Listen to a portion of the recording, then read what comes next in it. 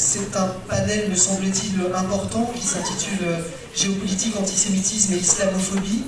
C'est vrai qu'on a assez peu parlé d'islamophobie jusqu'à présent, même si ça a été évoqué depuis ce matin.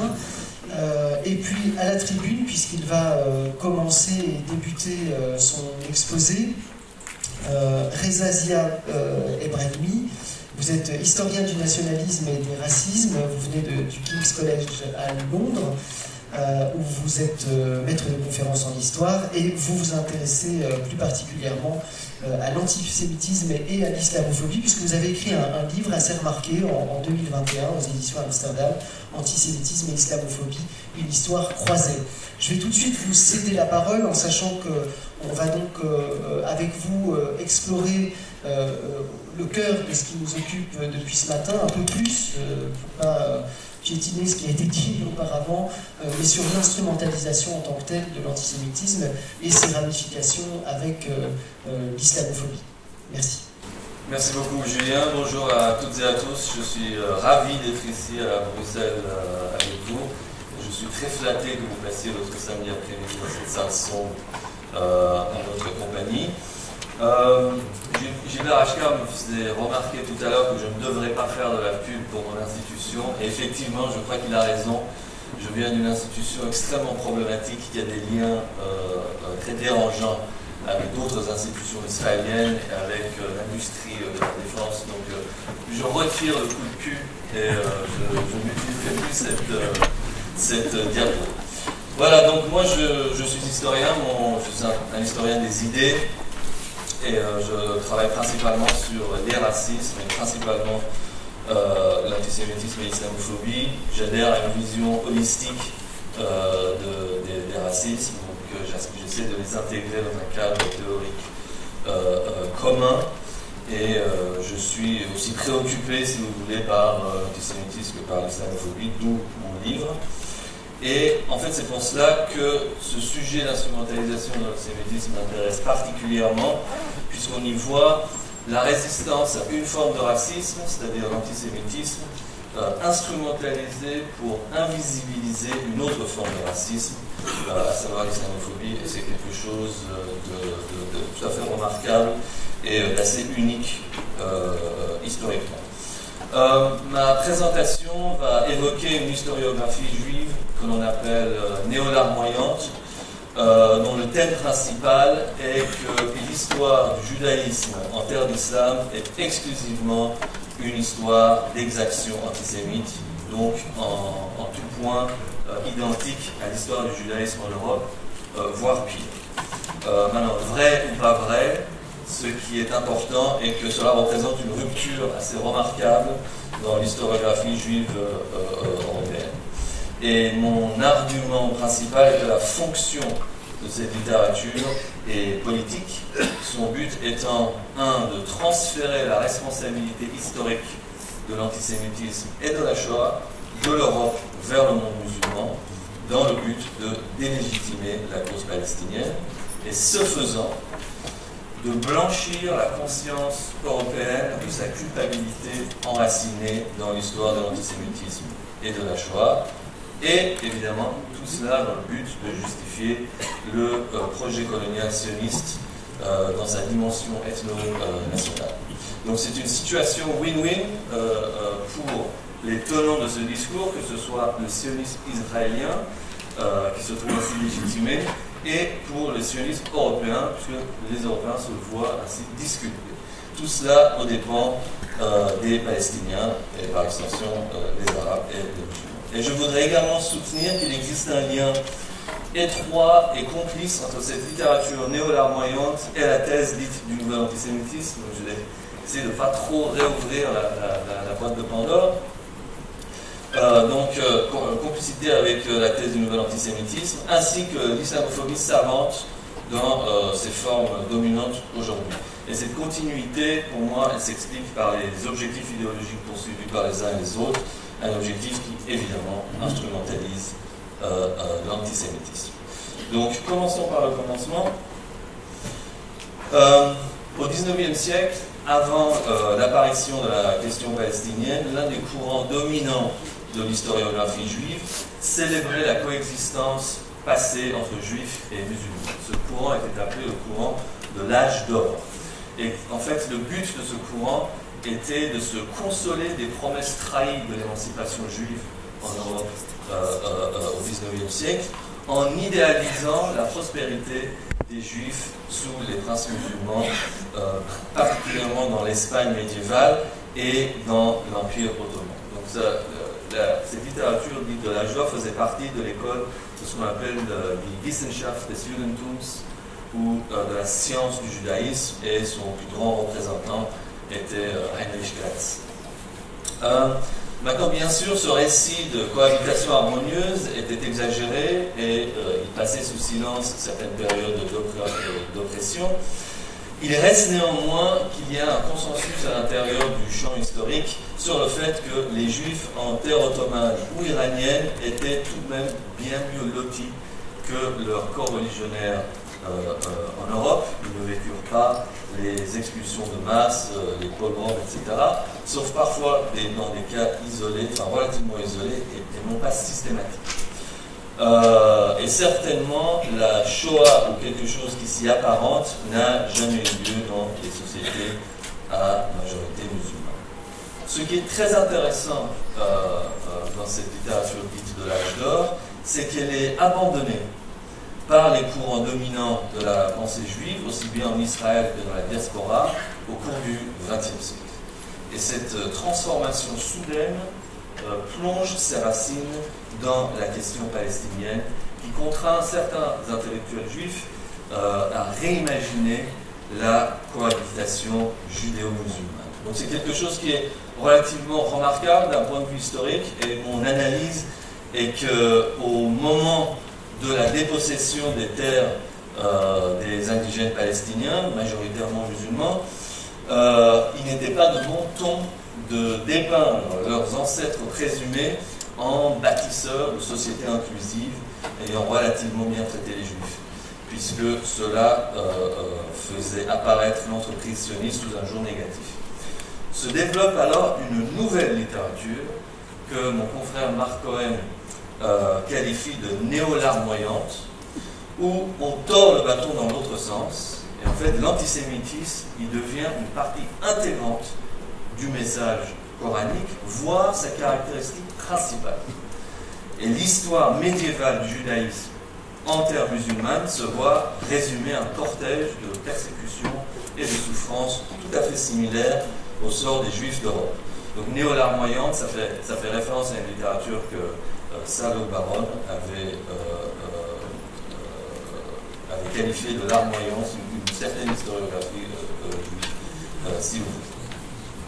Et donc mon analyse est que tout cela facilite en quelque sorte idéologiquement, historiographiquement, la colonisation de la Palestine en rendant les indigènes responsables de l'antisémitisme. Et en fait, la colonisation de la Palestine devient une forme de légitime défense.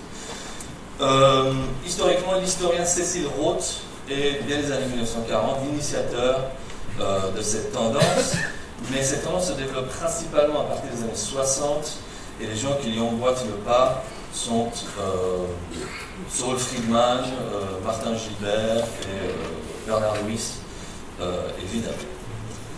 Maintenant, l'une des choses que je voudrais souligner ici est que cette vision de l'histoire judéo-musulmane entretient un lien étroit avec l'islamophobie contemporaine, puisque l'une et l'autre falsifient dans une certaine mesure l'histoire musulmane pour diaboliser les Palestiniens et par extension les Arabes et les musulmans dans le contexte de la question palestinienne.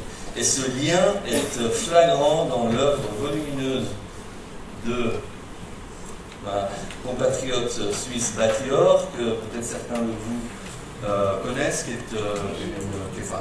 qui est connue notamment pour ses thèses d'islamisation de l'Europe, connues sous le titre de Eurabia. C'est l'une des autrices les plus connues de ce genre, que je qualifie de complotiste et d'islamophobe. Elle est... attendez, voilà, donc ça c'est la couverture d'Eurabia. Cette thèse a été promue par certains des personnages que je viens de nommer, notamment Bernard Luis, est une des thèses qui a informé donc, le terroriste d'extrême droite norvégien Anders Breivik, qui, souvenez-vous, en 2011 assassina 77 personnes pour stopper l'islamisation de la Norvège. Le lien avec la néo-larmoyance, c'est qu'initialement, Battior était très investi dans cette historiographie néo-larmoyante, notamment grâce à son concept de dimitude. Donc, dimitude est un néologisme qu'elle a inventé pour décrire un statut de sujétion et de soumission des chrétiens et des juifs sous l'islam. Donc sa thèse principale est que nous sommes en train de vivre une nouvelle ère de dignitude aujourd'hui, puisque l'Europe est en train d'être islamisée et que nous allons tous vivre sous la charia dans pas très longtemps. Donc, dans cette thèse-là, l'antisémitisme et la répression antichrétienne sont véritablement des éléments fondamentaux de l'islam. Et à l'inverse, Battior évoque rarement l'antisémitisme européen, ce qui est assez remarquable pour une autrice juive et forte de nationalité israélienne. Quand elle mentionne l'antisémitisme européen, c'est en général pour en minimiser l'importance ou alors pour l'imputer à l'islam et à l'islamisation de l'Europe. Elle prétend par exemple que les Arabes ont poussé Hitler à commettre le génocide, thèse qui a été reprise par Netanyahu lui-même en 2015. Donc, ce que je suis en train d'essayer de dire, c'est que ces idées-là ne sont pas exactement des idées qui viennent des franges extrémistes. En fait, elles font partie du paysage idéologique mainstream. Et en fait, je pense... Voilà. Je pense que la fonction de tout cela est en fait de soutenir un projet politique que Battior et d'autres nourrissent, c'est-à-dire la création d'un front unissant Israël et l'Occident, un front judéo-chrétien, si vous voulez, contre l'islam, les musulmans, etc. Et pour l'aide apportée à ce projet, les Européens sont dès lors remerciés en étant disculpés de leur passé antisémite. Et ça, ce sont des thèses qui ont été largement relayées par, comme je le disais, Bernard Luis, Martin Gilbert, Robert Mistrick, etc., des grands noms en fait, de l'étude de l'antisémitisme. Maintenant, la littérature néo-larmoyante traite principalement de l'époque médiévale, mais elle a cependant un équivalent dans l'étude des sociétés arabes et musulmanes contemporaines, une littérature que l'on peut qualifier, pour simplifier les choses, d'anti-palestinienne. D'accord, étant donné que son objectif ultime est de jeter l'opprobre sur la cause palestinienne en lui attribuant des buts essentiellement antisémites, voire en la rendant complice de la Shoah. Et cette entreprise déborde souvent de son cadre strict, puisqu'elle épingle également les Arabes, ou puise dans les réserves intarissables de l'orientalisme et de l'islamophobie pour stigmatiser l'ensemble des musulmans. Et pour cette littérature, dont les pères fondateurs sont Yehoshaphat Arkabi, qui était un chef du renseignement militaire israélien, et Battior, etc. Pour toute cette littérature, évidemment, antisionisme et antisémitisme sont synonymes. Et donc cette littérature décontextualise les formes modernes d'antisémitisme dans le monde musulman en effaçant entièrement la colonisation de la Palestine de l'équation et en occultant les cas explicites de rejet du nazisme et de l'antisémitisme chez les Arabes, ce qui sont des choses largement étudiées par Gilbert Achir qui interviendra tout à l'heure. Donc l'objectif de cette immense littérature, produite aussi bien par des universitaires que par des polémistes, est assez limpide finalement pour le lecteur averti, diaboliser le peuple palestinien pour légitimer la dépossession, l'oppression, la ségrégation et la surveillance dont il est victime. Et je pense qu'un trait distinctif de cette littérature réside dans l'argument que vous avez tous entendu, selon lequel les protocoles des sages de Sion sont un best-seller dans le monde arabe. S'il y a bien eu quelques traductions et éditions du pamphlet et aussi un feuilleton télévisé sur la télévision égyptienne, la réalité est que nous ne disposons absolument aucune donnée qui nous permettrait d'en évaluer la popularité. De plus, pour l'expert Stefan Wild, il ne fait aucun doute que le texte a connu beaucoup plus d'éditions en Europe sans aucun doute, que dans le monde arabe. Je crois qu'il a eu 39 éditions en une seule année en Allemagne. Certains ont prétendu que c'était le deuxième texte le plus lu après la Bible en Europe. Donc on est très très loin du compte. Maintenant, la forme la plus extrême de cette historiographie anti-palestinienne est produite principalement en Allemagne. Donc on en revient à ce que nous disions tout à l'heure, par des auteurs tels que Matthias Kunzel, Martin Küppers et Klaus-Michael Mann. Et la thèse est celle de l'engouement des Palestiniens pour le nazisme, sur laquelle Matthias Kunzel notamment, qui ne parle et ne sait lire aucune des langues du Moyen-Orient, a bâti sa carrière d'expert du Moyen-Orient.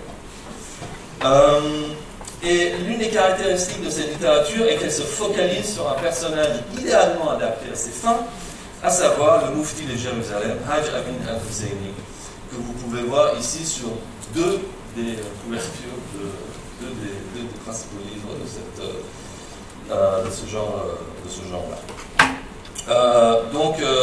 Le Moufti Amin al-Husseini, dirigeant du mouvement national palestinien jusqu'en 1941, l'antisémitisme et les sympathies nazies du personnage sont très bien documentées. Vous voyez ici photographié avec le Führer, il collabore activement avec l'Axe, etc., etc.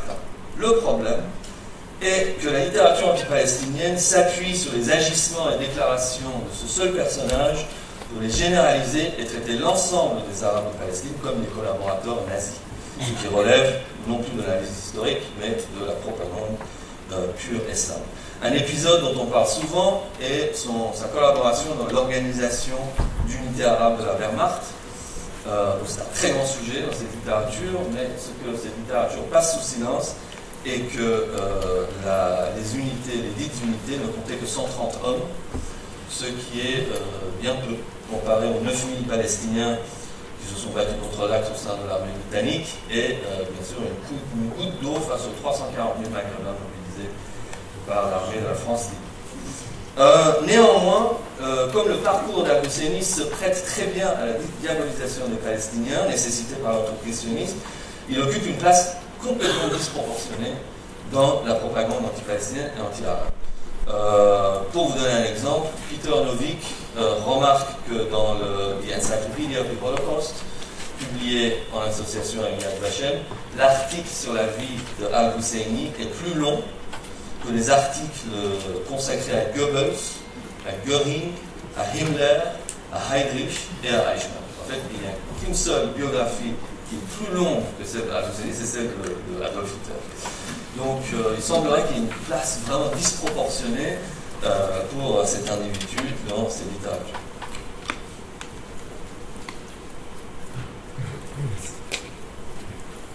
Non, je ne pas.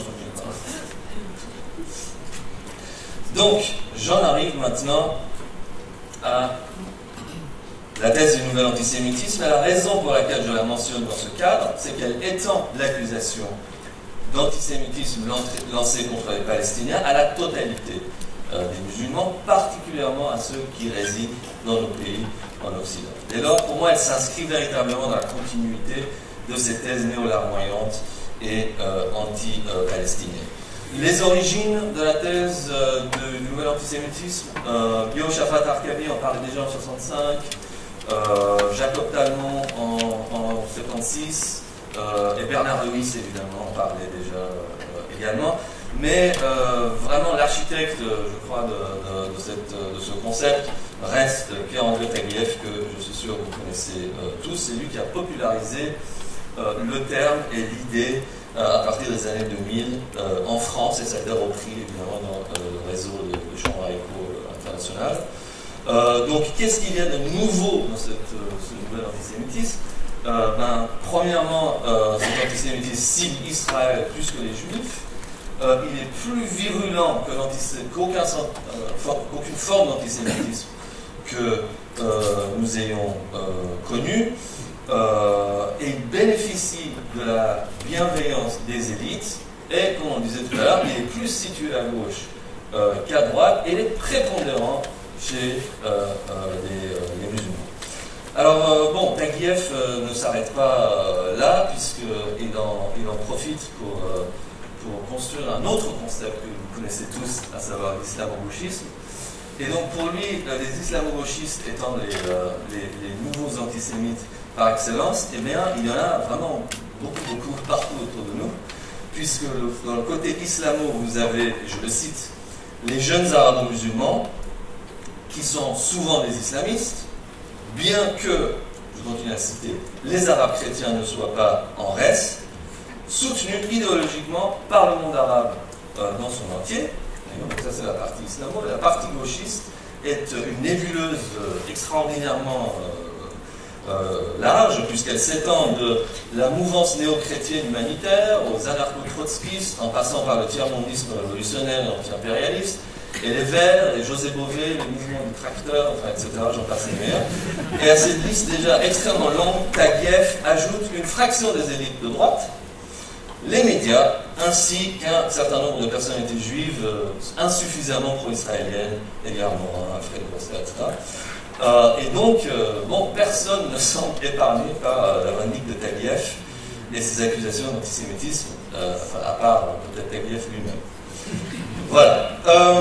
Donc je ne vais pas revenir trop sur la déconstruction du nouvel antisémitisme. Je crois qu'il y a des gens qui ont fait ça très bien, on en a parlé avant. Mais je serais ravi de revenir au moment des questions-réponses. J'aimerais juste conclure en soulignant deux choses.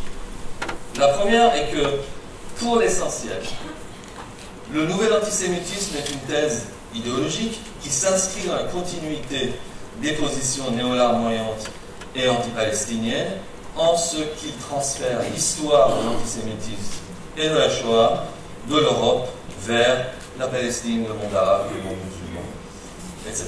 Et ceci permet à ses défenseurs d'encenser l'État d'Israël dans sa politique coloniale, tout en qualifiant d'antisémite la moindre critique émise à l'encontre de la politique, on l'a mentionné plusieurs fois aujourd'hui. Parallèlement, donc les défenseurs de la thèse jettent l'opprobre sur toute forme de soutien palestinien et traitent la population présumée musulmane d'Occident en potentiel bourreau de juifs qu'il faut mater.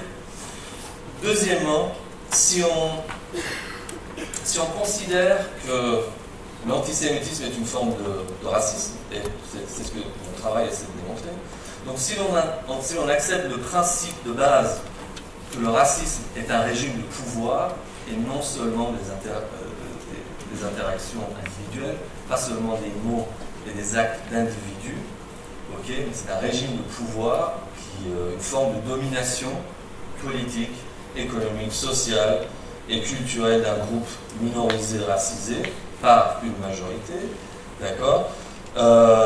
Donc si c'est ça le racisme, eh bien la thèse de nouvel antisémitisme opère une inversion du régime. D'accord, je pense que c'est très important pour moi cette analyse-là. Les populations musulmanes qui sont objectivement désavantagées dans les sociétés en question, notamment en France, se retrouvent dans l'esprit des défenseurs du nouvel antisémitisme des dominants qui contrôleraient à travers l'alliance islamo-gauchiste les politiques européennes, les discours des médias, etc. etc. Et donc, quand on inverse la réalité de la domination, on est clairement dans une structure raciste et conspiratoire, en l'occurrence islamophobe. Et cette orientation explique que Taguieff est l'une des figures de proue de ce que j'analyse comme le déni d'islamophobie. Il dépense énormément d'énergie à nier la possibilité même de l'existence de l'islamophobie, la possibilité même d'un statut victimaire musulman. Évidemment, il n'est pas le seul, c'est une position quasiment universelle aujourd'hui en France. Alors, c'est un petit peu étrange pour quelqu'un qui était pendant très longtemps un confrère, un historien du racisme. Certains de ses travaux du début étaient pas mal. Mais l'explication de l'énigme, donc du déni d'islamophobie chez ce personnage, est à chercher dans sa position sur la question palestinienne. C'est là où pour moi il y a vraiment une intersection entre les deux. Pour lui et pour la littérature anti-palestinienne, l'antisémitisme est le racisme par excellence, sinon le seul racisme véritable, et le musulman est l'antisémite par excellence. Donc double objectif, saboter la reconnaissance de l'islamophobie et de criminaliser la cause palestinienne. Merci beaucoup.